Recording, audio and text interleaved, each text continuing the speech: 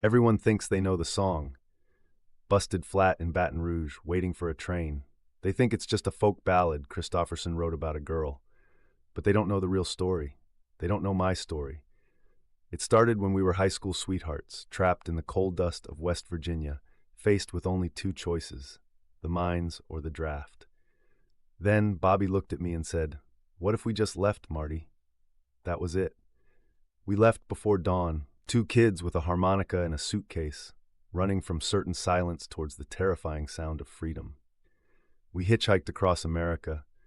We found music in the humid streets of New Orleans, found our voice in the folk coffee houses of Greenwich Village, listening to Dylan and Baez. The music wasn't just entertainment, it was a revolution. We were swept up in the civil rights movement, the growing anger over Vietnam, the sheer chaotic energy of it all. We stood in the mud at Woodstock with 500,000 people and thought, we did it. We made our own world. But the world doesn't stay still. The ideals of peace and love crashed against the brutal reality of Kent State, and the revolution started tearing itself apart.